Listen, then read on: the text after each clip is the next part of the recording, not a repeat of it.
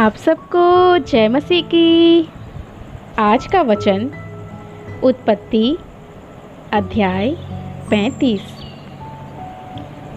तब परमेश्वर ने याकूब से कहा, यहाँ से निकलकर बेतेल को जा और वहीं रह और वहाँ परमेश्वर के लिए वेदी बना, जिसने तुझे उस समय दर्शन दिया जब तू अपने भाई एसाव के डर से भागा जाता था।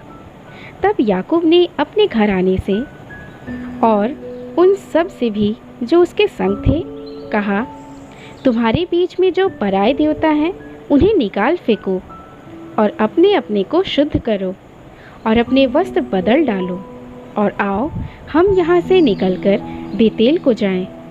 वहाँ मैं परमेश्वर के लिए एक वेदी बनाऊंगा, जिसने संकट के दिन मेरी सुन ली और जिस मार्ग से मैं चलता था उसमें मेरे संग रहा।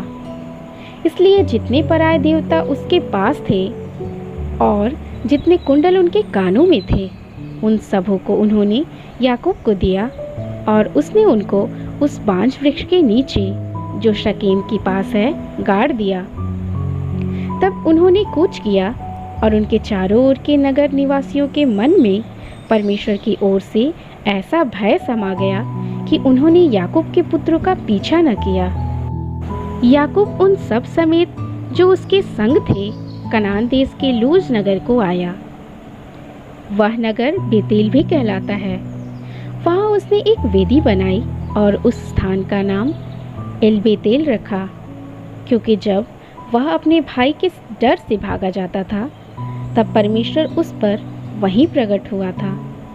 और रिबका की दूध पिलाने हारी धाय दबोरा मर गई और बेतेल के बांज वृक्ष के नीचे भाग में उसको मिट्टी दी गई और उस वृक्ष का नाम अल्लो-नबूत रखा गया।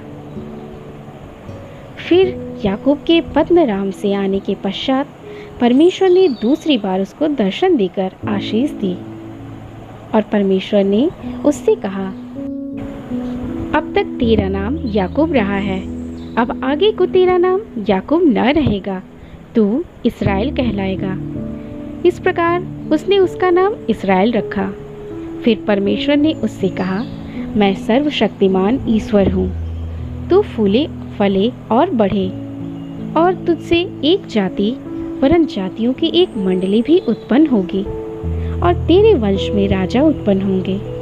और जो देश मैंने अब्राहम और इसहाक को दिया है वही देश तुझे देता हूँ और तेरे पीछे तेरे वंश को भी दूंगा।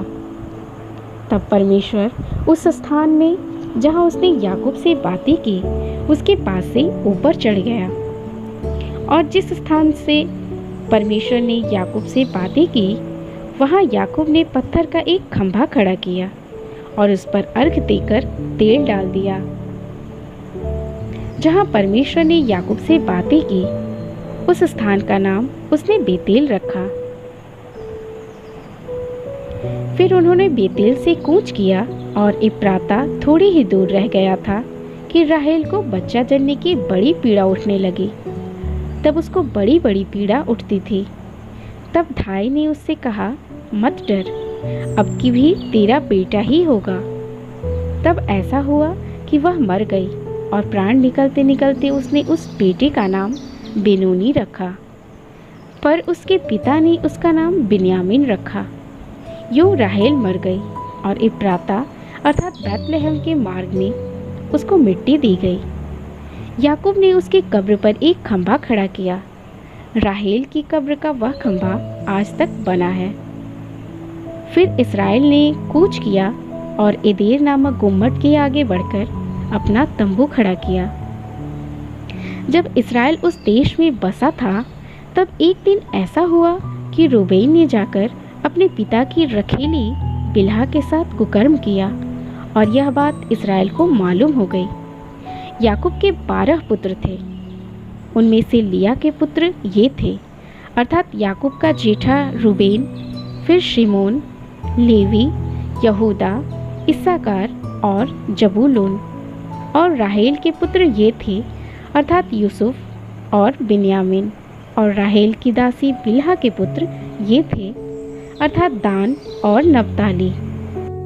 और लिया की दासी शिल्पा के पुत्र ये थे, अर्थात गाद और आशेर। याकूब के यही पुत्र हुए जो उससे पद्नराम में उत्पन्न हुए। याकूब ममरे में जो करियत अरबा अर्थात हेब्रोन है, जहाँ अब्राहम और इसहाक परदेसी होकर रहे थे, अपने पिता इसहाक के पास आया। इसहाक की आयु 180 वर्ष की थी और इसहाक का प्राण छूट गया और वह मर गया, और वह बूढ़ा और पूरी आयु का होकर अपने लोगों में जा मिला, और उसके पुत्र एसाव और याकूब ने उसको मिट्टी दी।